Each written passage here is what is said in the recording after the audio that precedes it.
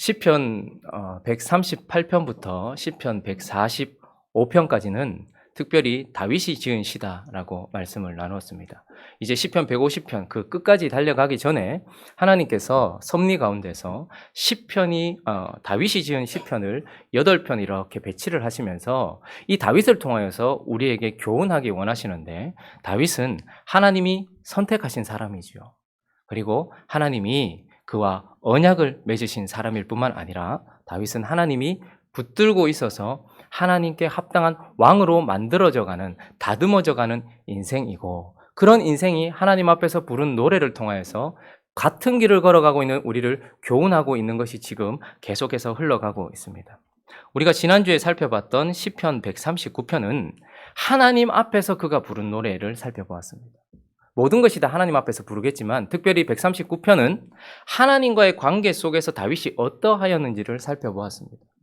다윗은 무소부지, 그리고 무소부재, 그리고 무소불능하신 하나님에 대하여 선지자들의 입을 통하여 듣거나 혹은 누군가의 경험을 통해 듣지 않고 스스로가 그런 하나님을 경험했던 사람이었습니다.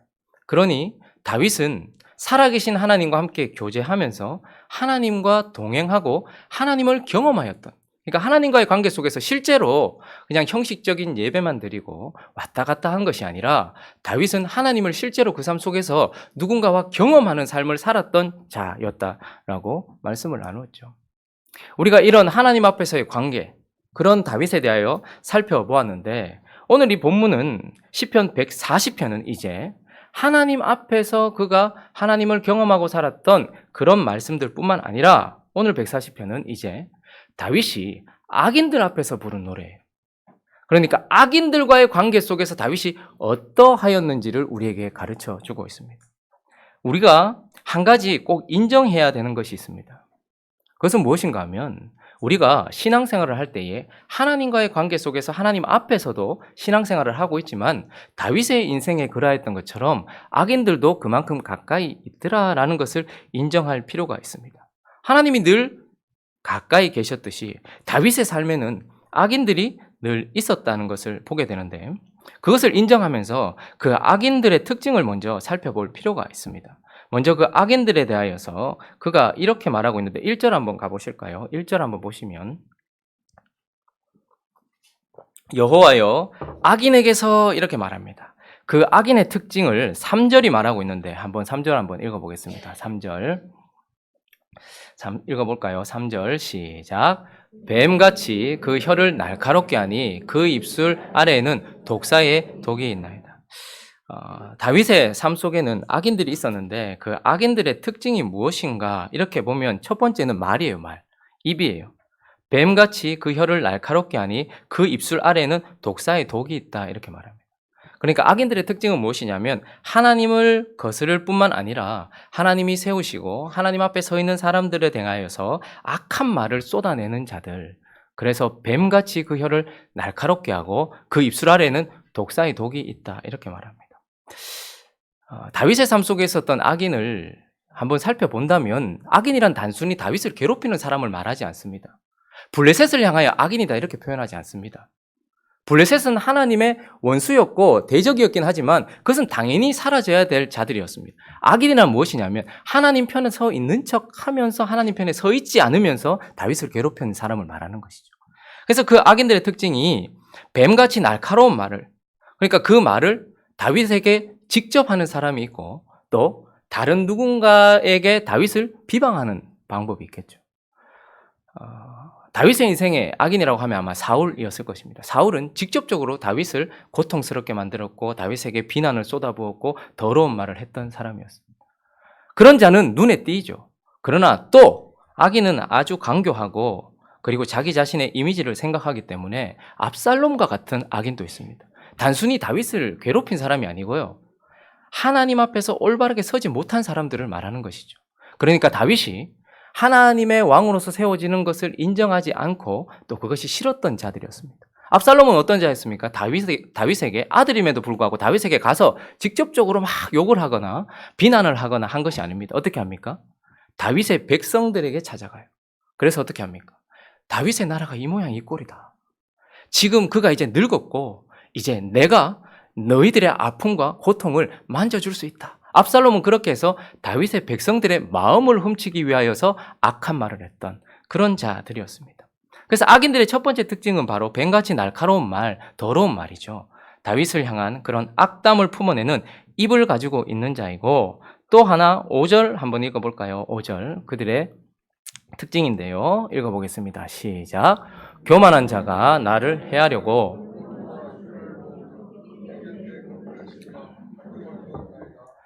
교만하여서, 근데 교만한 것이 어떻게 하냐면 다윗을 해하기 위해서 뭐를 하는 사람입니까? 올무, 그리고 그물, 함정을 치고 기다리고 있는 자. 가만히 이렇게 기다리고 있는데 왜 기다리고 있냐면 넘어지기를 기다리고 있는 거예요. 올무를 딱 쳐놓고 혹은 그물을 딱 준비해 놓고 혹은 함정을 딱 파놓고 넘어지기만을 기다리고 약해지기만을 기다리고 있는 특징을 가지고 있는 것이 악인들이다라고 말하고 있습니다. 왜요? 사로잡으려고.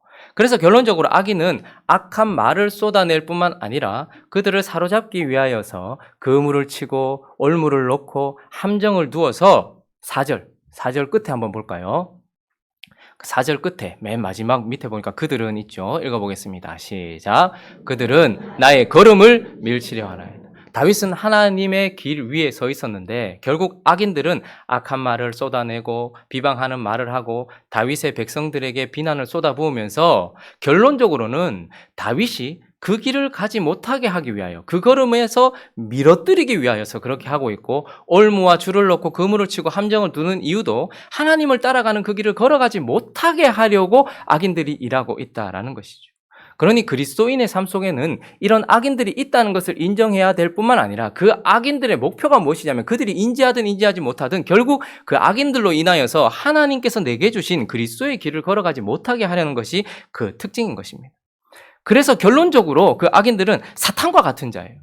사탄이 기르는 자죠. 사탄은 입으로 하나님의 사람 아담을 넘어뜨렸던 사람이었습니다. 그리고 사단은 어떻게 했습니까? 올무를 탁 놓아놓고 함정을 탁 놓아놓고 언젠가 넘어질 때까지 딱 기다렸다가 그때에 일을 하는 자였죠. 그렇게 해서 결국은 아담이 하나님 앞에서 걸어가야 되는 길을 걸어가지 못하게 만들었던 사탄처럼 하나님의 백성 다윗, 하나님의 사람 다윗에게도 이런 악인이 있었다라는 것을 보게 되는 것입니다. 자, 그러면 이제 오늘 이 다윗이 실제하시는 하나님만큼이나 명확하게 실제하고 있는 자신 앞에 서 있는 악인들 앞에서 어떤 삶을 살았는지가 우리가 또 살펴봐야 될 교훈이겠죠. 우리에게도 그런 교훈이 필요하기 때문입니다. 그러면 그가 어떻게 했으며 또한 그의 모습을 통해서 우리는 어떻게 해야 될지를 살펴보도록 하겠습니다. 먼저 첫 번째는요, 다윗에게 이런 것이 있었는데 확신이었습니다. 다윗은 확신을 가지고 있었던 사람이었습니다. 자, 7절 읽어보겠습니다. 시작. 전쟁의 날에 주께서 내 머리를 가려주셔. 자, 악인이 있습니다. 불편하겠죠. 힘들겠죠. 그리고 고통스럽겠죠. 그리고 언제든지 그 악인들 때문에 하나님 앞에 올바른 마음을 가지지 못할 수도 있겠죠. 그런데 그가 가지고 있는 확신이 있는데 이것은 그가 경험한 것에서부터 나왔는데 주께서 내 전쟁의 날에 여호와께서 내 머리를 가려주셨습니다. 이렇게 말하고 있습니다. 다윗과 전쟁을 치렀던 큰 장수 중에 하나라고 하면 우리가 잘 아는 것처럼 누가 있습니까? 골리앗이 있죠. 그 골리앗과의 전쟁 속에서 다윗이 앞으로 딱 나왔을 때에 그 앞에 블레셋에 전투하는 사람은 두 명의 용사가 다윗 앞에 딱 나왔어요. 한번 찾아볼까요? 사무엘상 17장 41절 한번 보겠습니다. 사무엘상 17장 41절 앞에 나오네요. 바로 읽어볼까요? 시작. 블레셋 사람이 방패든 사람을 앞세우고 다윗에게로 점점 가까이. 블레셋과 이스라엘이 전쟁이 터졌는데 사울은 겁먹고 뒤로 가 있었고 이제 다윗이 내가 나가겠습니다 했을 때에 블레셋에서 싸움을 도두는 자 누구죠? 골리앗. 자꾸 삼손이라고 자꾸 얘기하네요. 골리앗이 나왔는데 골리앗 혼자 나온 게 아니었습니다. 골리앗 앞에 누가 나왔습니까? 방패든 용사가 또 나왔어요. 그러면서 그 큰 골리앗을 막아주기 위한 용사가 방패를 들고서 골리앗을 막아주고 있고 그 뒤에 큰 배틀체 같은 창과 칼을 들고 있는 골리앗이 딱 서 있는 거예요. 전면으로 무장하고 있어요. 그러면서 입으로 비방을 합니다. 너는 여호와의 이름 이렇게 비방을 하면서 너희는 개 같다 이런 이야기를 하면서 마구 비방을 하고 있죠. 그런데 그때에 누가 나가는 거예요? 다윗이 나가는 거예요. 그런데 우리 눈에 보기에는 다윗이 홀로 나갈 것 같아요. 그러나 지금 다윗이 고백하는 것은 무엇입니까? 오늘 시편을 통하여서 전쟁의 날에 내 구원의 능력이신 주 여호와여, 전쟁의 날에 주께서 어떻게 하셨다는 거예요? 내 머리를 가려주셨다는 것은 블레셋 앞에 나왔던 그 골리앗 앞에 서 있었던 방패를 든 자와 같이 하나님이 나와 함께 하셔서 내 방패 든 자가 되어주셨다라는 것을 지금 고백하고 있는 거예요. 뿐만 아니라 골리앗은 어디 맞아 죽었습니까? 나쁜 놈이니까 대가를 빡 이렇게 표현해도 되겠습니까? 이마를 정확하게 맞아서 머리가 깨져서 죽은 자입니다. 그리고 그의 칼에 의하여 목이 잘렸던 자죠. 그런데 지금 다윗이 이렇게 이야기합니다. 하나님이 내 방패든 자가 되어주셔서 그분이 나와 함께 싸워주셨을 뿐 아니라 그분이 나의 머리를 가려주셨다. 이 말은 무슨 말입니까? 나의 가장 중요한 모든 것들, 생명과 직결되었고 모든 필요한 것들은 하나님이 다 막아주셨다라는 거예요. 수많은 전쟁을 치렀던 다윗에게 얼마나 많은 상처들이 있겠습니까? 전쟁을 치르다가 팔에 상처를 입을 수도 있고 다리에 상처를 입을 수도 있었겠죠. 그러나 하나님은 다윗이 그 앞에 서 있을 수 있도록 그 어떤 것도 잃어버리지 않도록 가장 중요한 머리를 가려주시는 분이었기 때문에 악인들이 내 앞에서 아무리 난리를 쳐도 다윗에게는 아무런 영향을 미치지 않았다라는 것을 스스로 고백하면서 이것을 경험하여서 지금도 악인들이 횡행한다 할지라도 하나님이 나의 방패를 들어주시는 분일 뿐만 아니라 그 방패는 골리앗은 머리가 깨져 죽었지만 다윗은 머리를 가려주심으로 말미암아서 세상의 그 어떤 고통과 아픔과 혹은 강력한 대적 앞에서도 내 머리를 가려주심으로 말미암아 나는 아무 문제가 없었다라는 확신을 가지고 있는 거예요. 그러니까 악인이 있어도 문제없다. So what? 또 하나 12절 13절 그가 가지고 있었던 어떤 확신인데요. 읽어보겠습니다. 시작.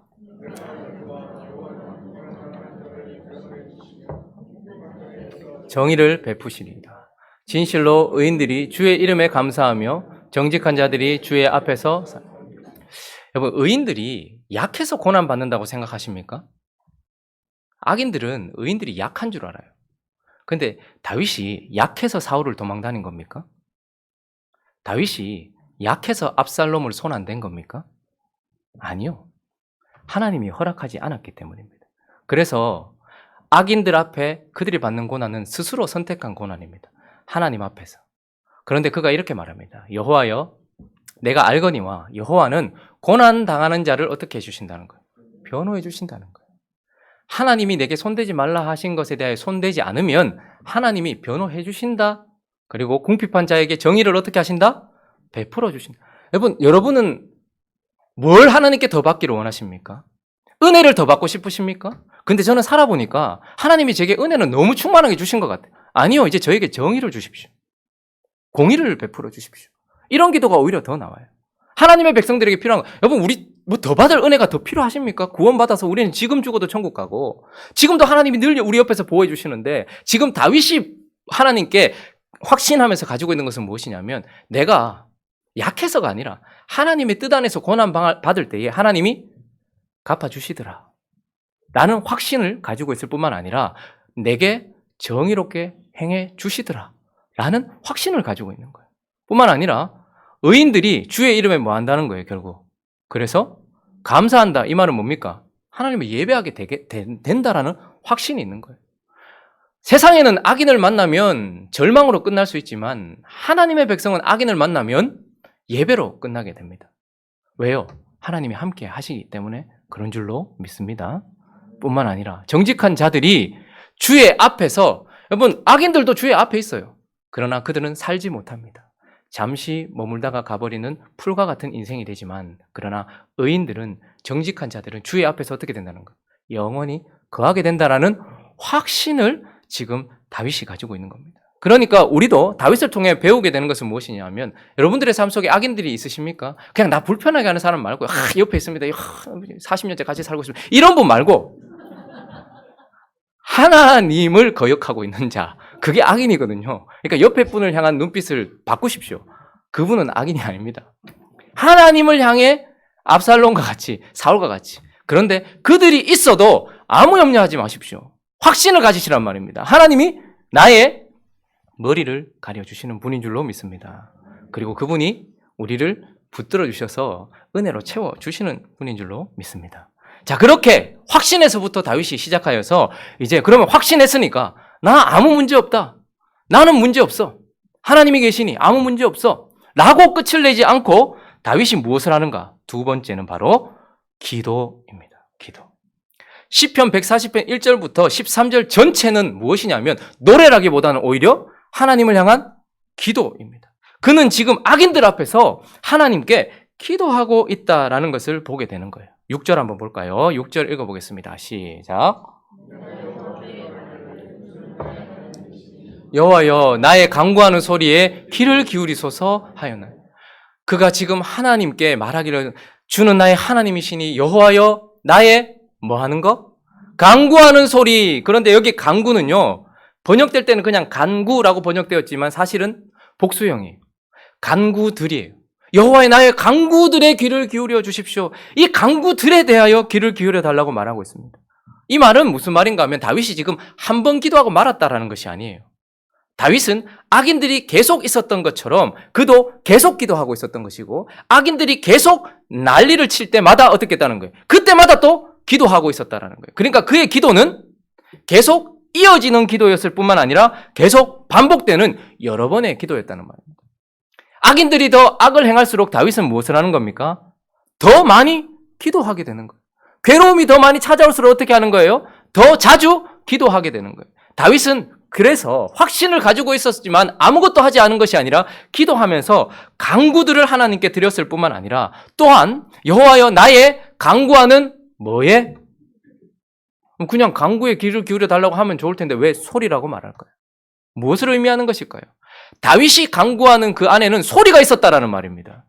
하나님이 들으실 만한 하나님에게 의미가 될 만한 의미가 담겨 있는 기도를 하나님께 올려드렸다 이런 뜻입니다. 그가 그냥 하고 그냥 외친 것이 아니라 나의 간구하는 하나님이 들으실 만한 의미 있는 그 기도, 그 내용에 귀를 기울여 주십시오라고 그가 기도했다는 것. 그러니까 우리는 다윗이 확신에 차 있었지만 기도했다는 것을 그리고 여러 번 계속해서 기도했다는 것을 기억할 뿐만 아니라 그가 소리 있는 기도가 있었다라는 거예요. 하나님이 들으실 만한 소리 있는 기도가 있었다라는 것을 보게 되는 것입니다. 그래서 1절부터는 그 소리, 그 의미가 무엇인지 먼저 보여지는데 1절부터 한번 보죠.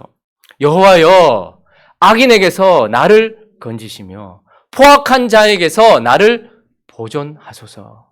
그들이 마음속으로 악을 꾀하고 싸우기 위하여 매일 악인들도 자주 모여요. 근데 마음속으로 항상 악을 꾀하거든요. 싸우기 위해서 매일 모여요. 그리고 아까 전에 읽었던 것처럼 뱀같이 그 혀를 날카롭게 하니 그 입술 아래에는 독사의 독이 있나이다. 셀라는 잠시 쉰다는 이런 의미입니다. 셀라. 그리고 또다시 기도를 이어가는데 여호와여 이제 뭐라고 말합니까?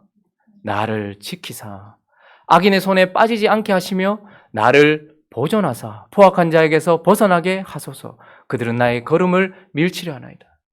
교만한 자가 나를 해하려고 올무와 줄을 놓으며 길 곁에 그물을 치며 함정을 주었나이다. 이 기도는 무엇입니까?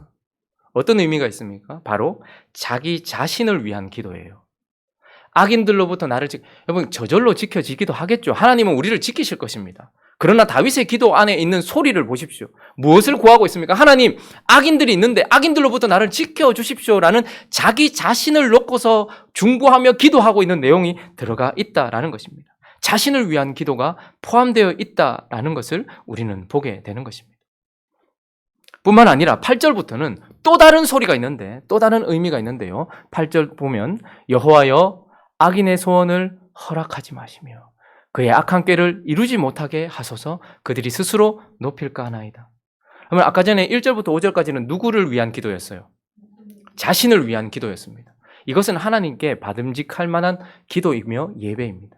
언제나 우리가 어려움 청에 있을 때에 하나님 앞에 나 자신을 위하여 기도하는 것은 필요한 기도입니다. 그런데 다윗의 기도는 한쪽으로만 치우치지 않고 또 다른 방향을 향하여 기도하고 있는데 지금은 누구를 향해서 기도하고 있습니까? 악인에게 하나님이 하실 일에 대하여 기도하고 있습니다. 우리는 자꾸 8절부터 쭉 읽어볼 때에 저주처럼 생각할 때가 있고 악담처럼 생각할 때가 있어요. 그러나 지금 다윗이 하고 있는 기도는 여호와의 대적에게 반드시 있어야 될 공의를 베풀어 달라고 기도하고 있는 것입니다. 그래서 여호와여 악인들의 소원, 그들도 기도하거든요. 그들도 구하거든요. 마음으로 막 소원하거든요. 그런데 뭐라고 얘기합니까? 허락하지 마십시오. 악인들에게 있어야 될 일도 구체적으로 기도하고 있는 것이 보이십니까? 간구하는 내용, 의미, 소리 안에는 나를 괴롭히고 있는, 나를 괴롭히면서 하나님을 대적하고 있는 그 악인들에게 일어나야 될 일에 대하여 구체적으로 기록하고 있다는 것을 보게 됩니다. 그리고 그의 악한 꾀를 이루지 못하게 하소서.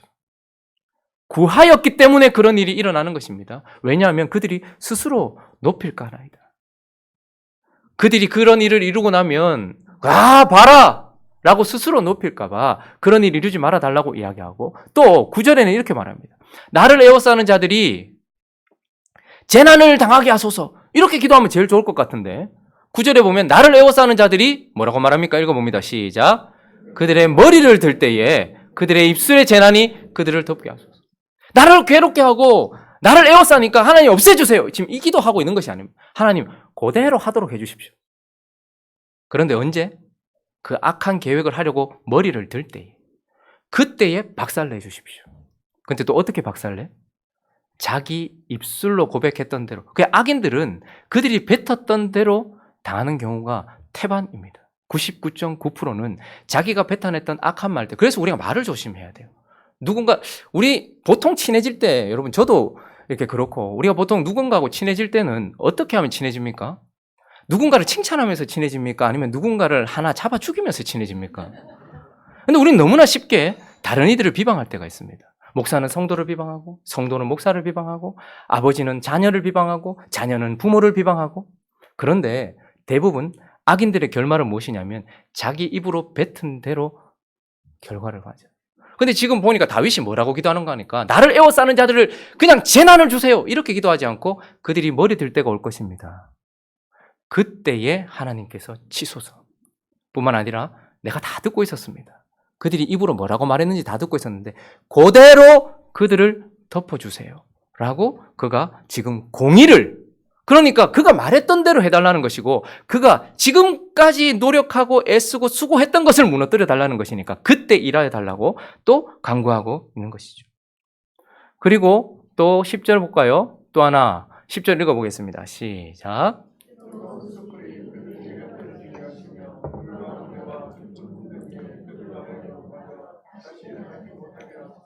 뜨거운 숯불이 그들 위에 떨어지면 어떻게 됩니까? 뜨겁죠. 벌겋게 달아오르겠죠. 이건 그에게 그냥 보내지 마시고 수치를 주시라는 의미입니다. 악인들의 특징은 조롱하거든요. 그런데 그들이 결국은 수치를 당하게 해달라는 기도입니다. 왜냐하면 하나님 앞에 대적을 했고 하나님이 세우신 사람 앞에 대적을 했기 때문에 하나님, 그들이 부끄럽도록 해주십시오.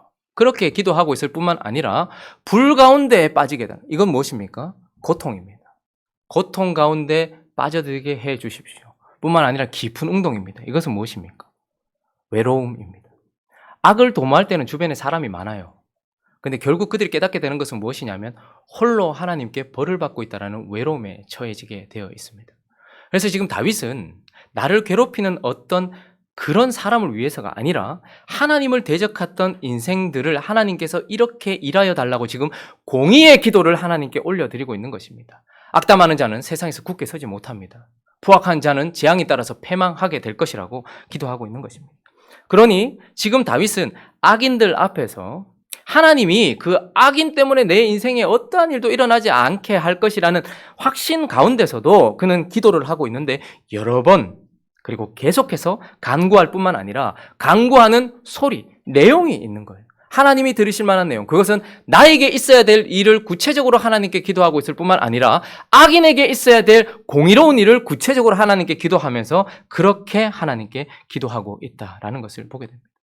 여러분, 이런 기도를 하고 계십니까? 위험에 처해 있을 때, 혹은 악인들이 나의 앞에 있을 때, 혹은 악인들이 주변에 있을 때 이런 나를 구하기 위한 기도를 하십니까? 우리의 기도는 무슨 내용을 담고 있습니까? 뿐만 아니라 그 악인을 향하여서 하나님의 공의를 깨달은 자로서 하나님의 공의가 이루어지게 해달라고 기도하고 계십니까?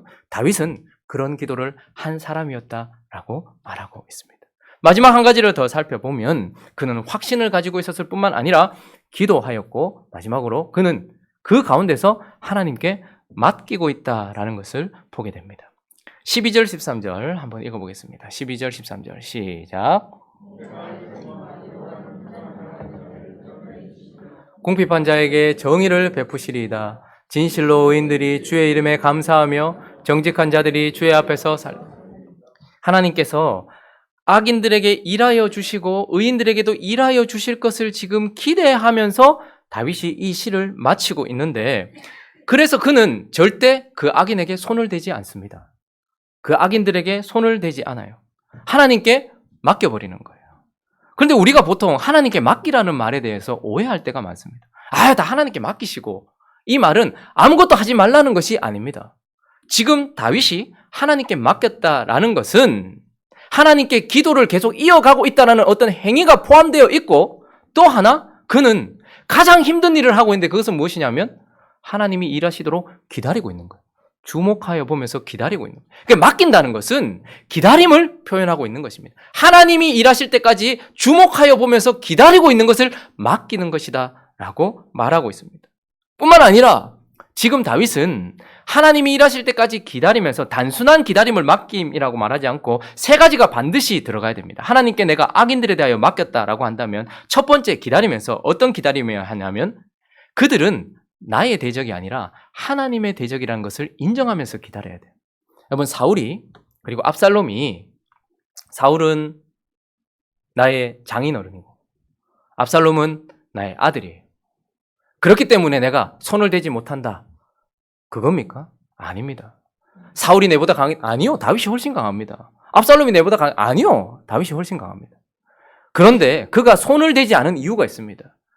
그것은 무엇이냐면 그 대적들은 나를 괴롭게 하는 것은 사실이지만 나를 괴롭게 하면서 방향이 어디로 가 있는 사람들이라는 거예요. 하나님을 향해 가 있다는 말입니다. 그리스도인들이 왜 세상에서 바보처럼 살아야 되는지 아십니까? 우리가 그들보다 약하기 때문입니까? 아니에요. 우리가 그들보다 못하기 때문입니까? 아니에요. 우리를 비난하는 그 순간 내가 하나님께 서 있는 게 사실이라면 나를 비난하는 사람은 내가 아니라 나를 비난함과 동시에 누구를 향해 있다는 거예요? 하나님을 향해 가고 있기 때문에 우리가 가만히 있는 겁니다.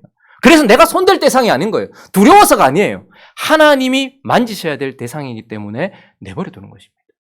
그래서 맡긴다 라고 할 때에 그 속에 들어가는 기다림은 그들이 나의 대적이 아니라 하나님의 대적이라는 것을 인정하면서 기다리는 것을 말하는 겁니다.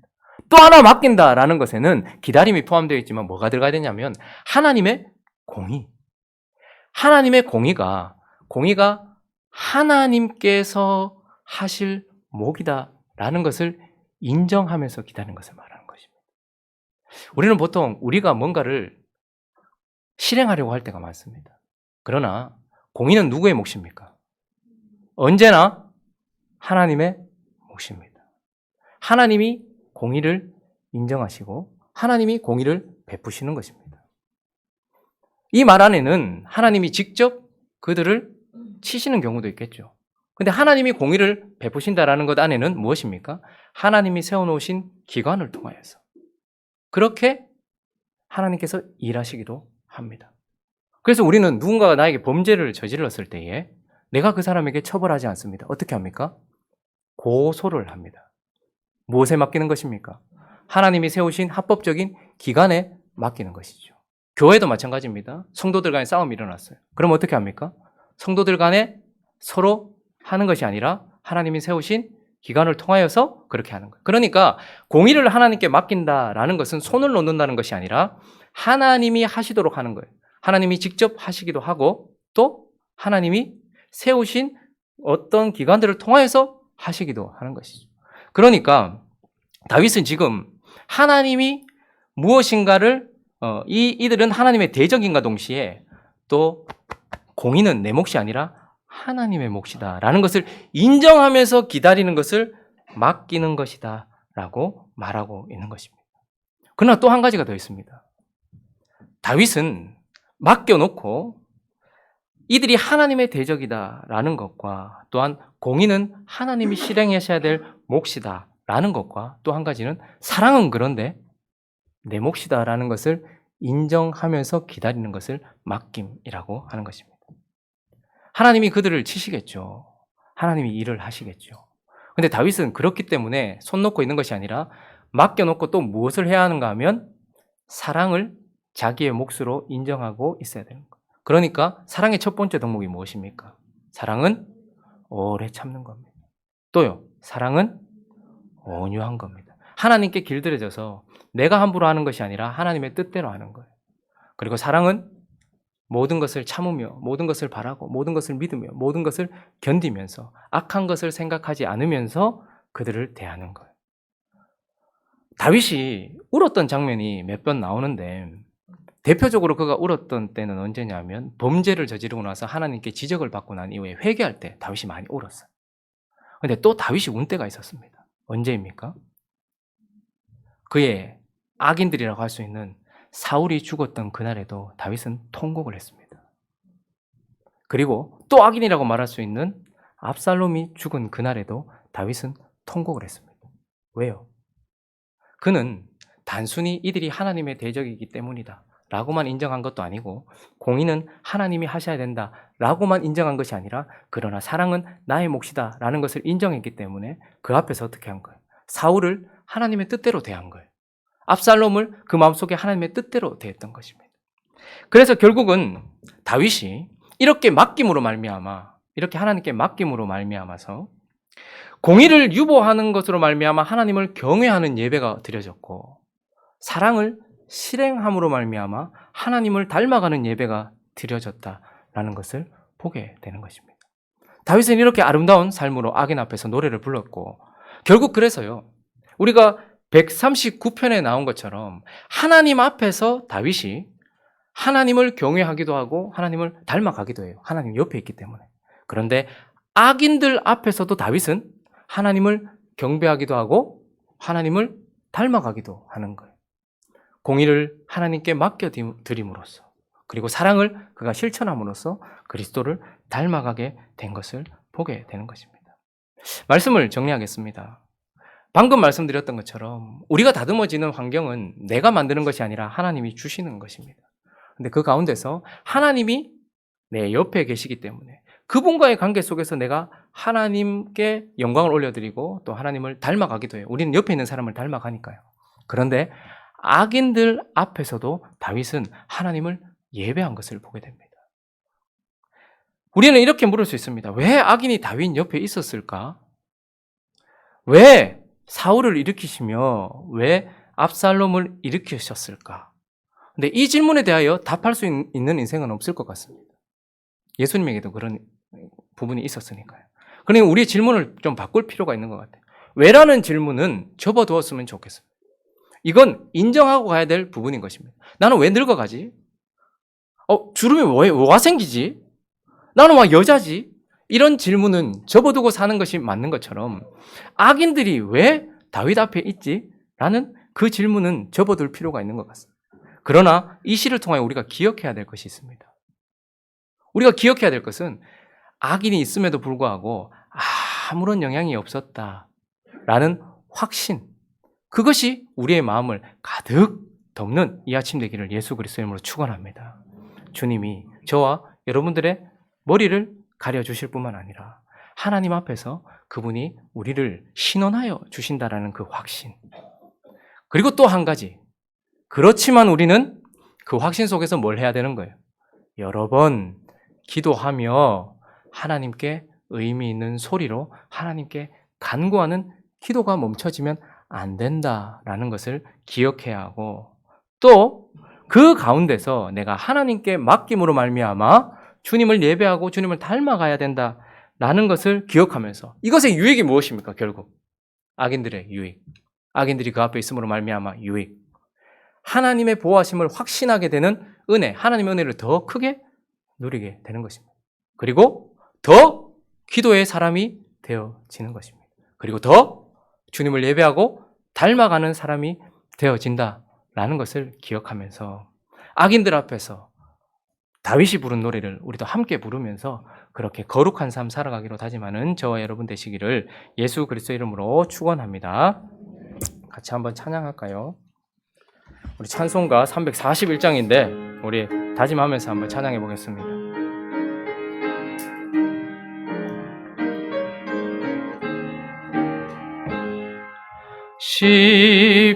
십자가를 내가 지고 주를 따라갑니다.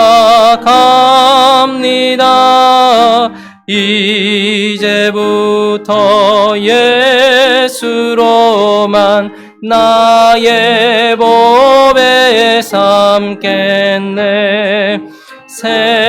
세상에서 부귀영화 모두 잃어버려도 주의 평안 내가 받고 영생 복을 얻겠네. 주도 곤욕 당했으니 나도 곤욕 당하리.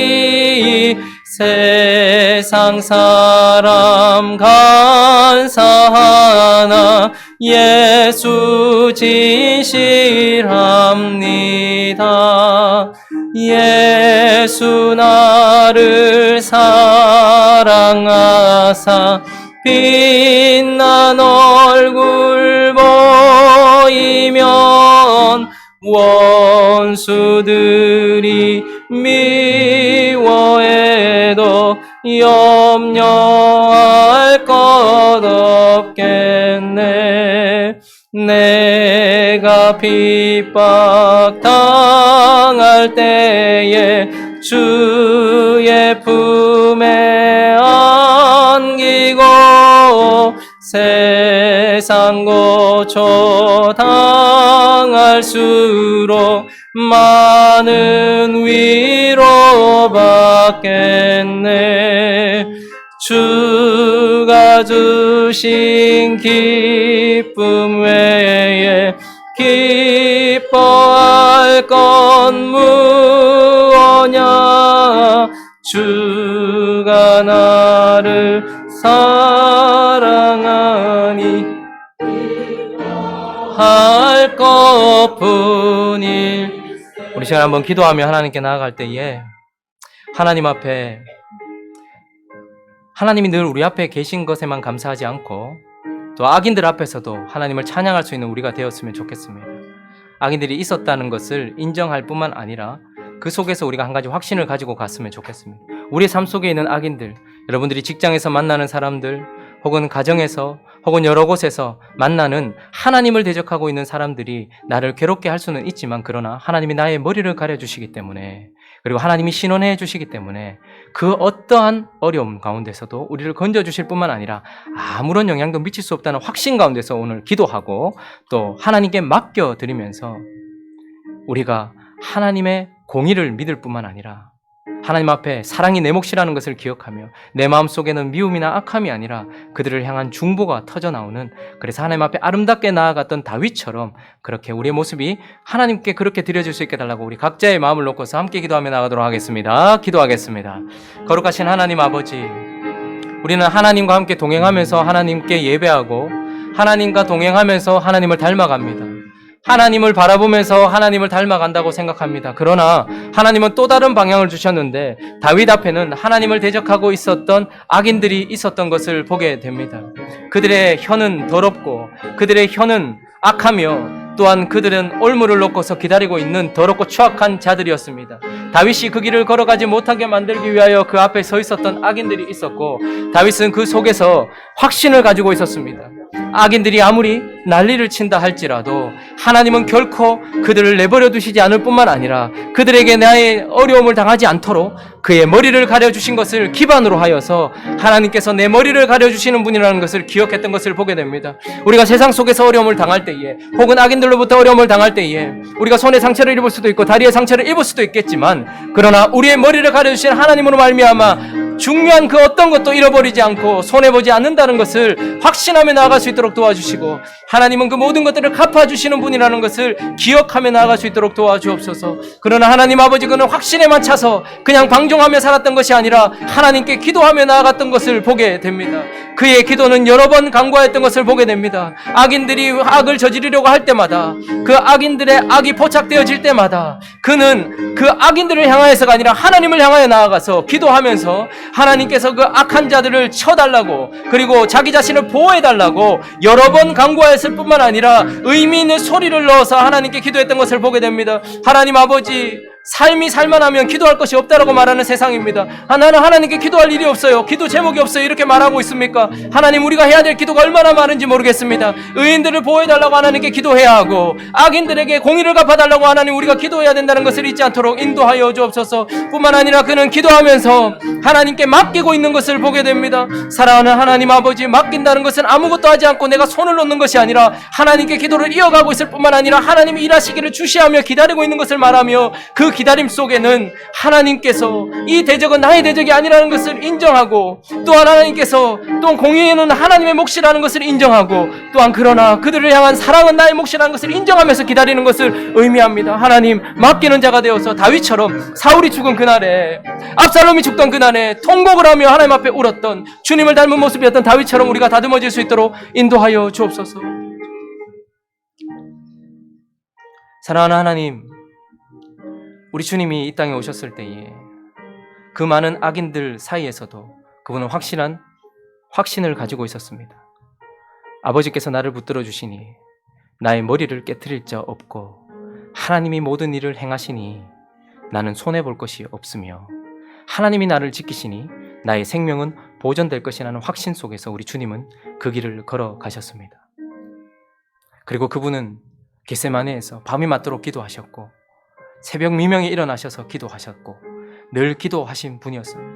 한 번이 아니라 여러 번 기도하셨던 분이었고, 계속 기도하셨던 분일 뿐만 아니라 하나님이 들으시기에 합당한 기도들, 자신이 십자가의 길을 걸어갈 수 있도록 자신을 지켜달라는 기도 뿐만 아니라 악인들에게 악을 갚아 주시도록 공의의 기도를 하나님께 올려드렸습니다.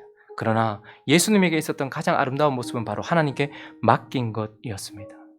아무것도 하지 않은 것이 아니라 기도를 이어가시면서 하나님이 일하실 때까지, 그 못이 자기 몸에 들어올 때까지 기다리셨고, 자기의 피가 다 쏟아지실 때까지도 기다리시며 하나님께 맡겼던 그분.